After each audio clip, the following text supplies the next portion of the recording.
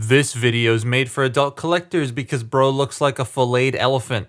Optimus Prime over the years has turned into many things like a truck, a red truck, an alien truck, a realistic truck, and an elephant. Even though that's technically not Optimus Prime.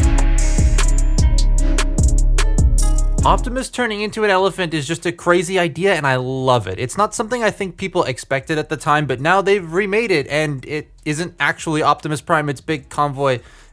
Big is definitely a word for it. Big Convoy's original toy was very cluttered and this hasn't really changed much. While the type of kibble has changed, it's still kind of slightly unmanageable and sometimes even fall-off-y. I really like the way this looks. It commands a presence. He's so bulky and just there. Like, that's the best way I can describe it. His presence is very much just, I'm here now. He commands a great deal of respect when standing there, even if he is a tiny bit shorter than the original. He feels good, like the textures on the plastic and the paint. The paint looks so late 90s, I love it. I was born in the late 90s. I don't remember the late 90s. The bits of gold with the red, white, and brown sounds like it shouldn't work, but it does. The cannon likes to fall off the back. I really wish the 5mm peg had a bit more grip. Maybe if it clipped on or something, I don't know. It does make messing with the figure a bit annoying. He comes with the world's most pathetic looking pistol. Like, it's so funny to me because the kibble that falls off converts into a massive monster of a gun. Like, this is insane. It puts the other gun to shame. He also has missiles in his shoulders and in his legs. And yeah, this guy should not be messed with because he will obliterate your entire solar system if you insult him. I love the head sculpt. It's crisp and clean with the nice white paint and the shiny blue. And he has a matrix in his chest, one that he can hold, which is pretty cool. Mine does have a loose hip, which is a bit annoying because he does stand fine most of the time, but as soon as you pick him up, it droops.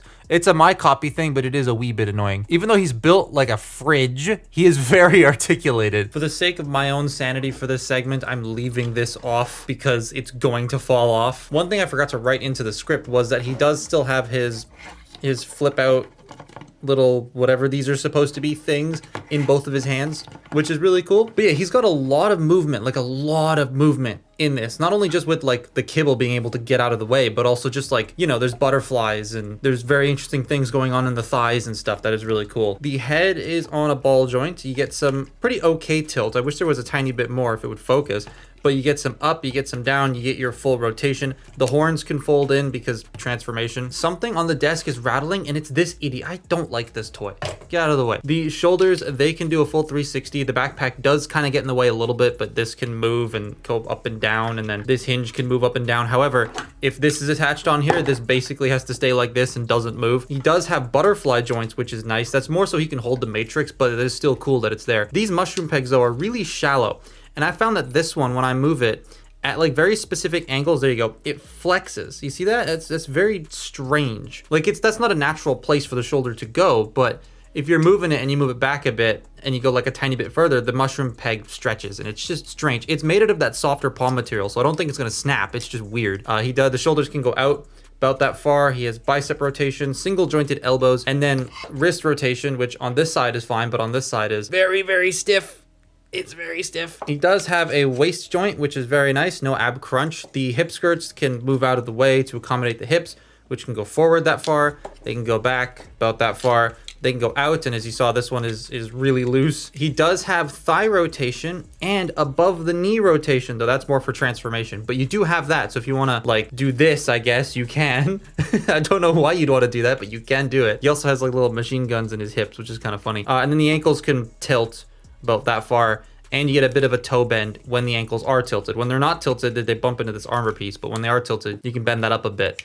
So he's pretty packed with stuff. Once you get the backpack on, though, it becomes really, really hard to do a lot of that stuff, like, because this just gets in the way, and it's on a really shallow 5mm peg on this double hinge. And I wish, like, this double hinge can go out further here, but not here.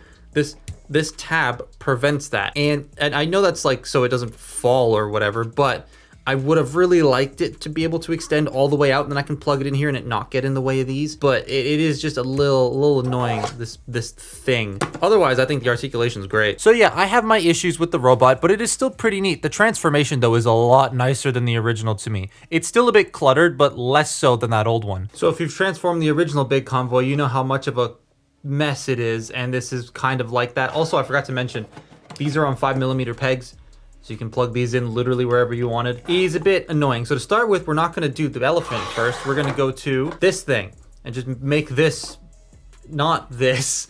So to start with, we're going to bring these around. We're going to fold up the handle, compress the elephant head, compress this down. That will snap into place. You snap all that in. We're gonna leave that folded up for now. And then just leave the trunk there. That's the back of the elephant ready to go. Now we get to the actual elephant. So for the missiles, I find it's best if you store them in here, in these little panels. That's the best place to put them for transformation.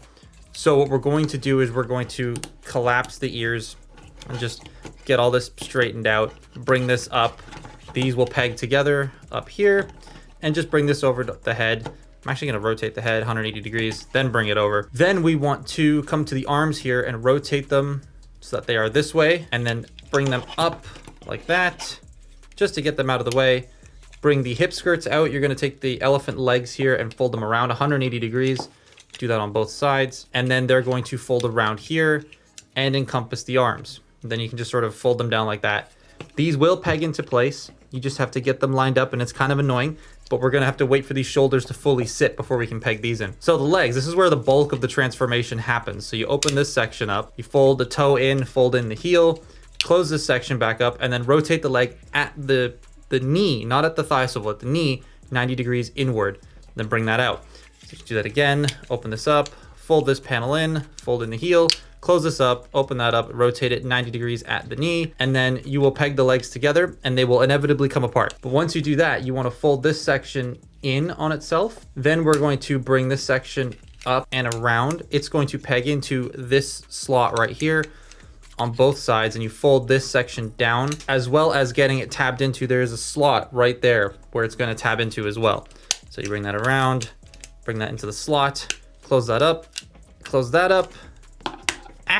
And now you can bring the arms fully down. They'll peg into the side of the elephant, and then you can get all this at the front tabbed together. And that's basically all of Big Convoy himself done. Then you bring this back in. You want to compress this.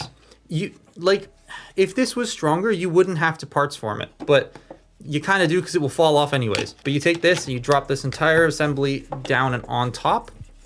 Bring this over, and it will peg into place, and then bring the trunk down like that, and then fold out the ears. Make sure the head's like in one solid piece and not split. There it is. And there you have elephant mode. I do still like this transformation. It just becomes a little bit futzy back here. And even though I wish this could stay on, getting it slid into place is so satisfying. Oh, and then the gun. The gun just kind of goes into a 5mm peg on the inside here like that. It does hide away quite nicely. I like that. Manfred the Mammoth.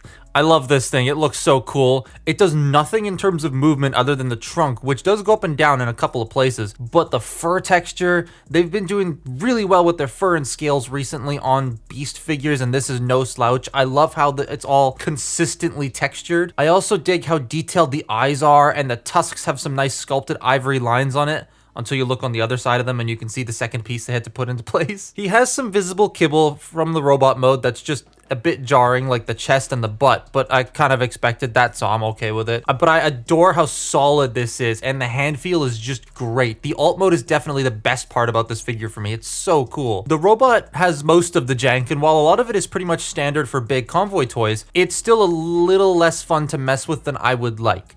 Do I recommend it? I still would. Overall, it's still a fun and neat figure. It's just up to you whether you can get over some of the jank and the clutter or not. The funny thing is, I sold my Big Convoy a while ago, my original one, to Comic Alley Toys, not sponsored. And then I messaged them saying, hey, do you still have it so I could do a size comparison? And literally, they were like, it's gone now. And the last time I was there, it was there. So it's like, okay. Of course, when I need it, it's gone. But that's been my look at... what's his name? Big Convoy. Age of the Prime's Big Convoy. Follow me on Twitter and Instagram, and I will see you next time. Oh boy, next time's not gonna be fun. Bye-bye.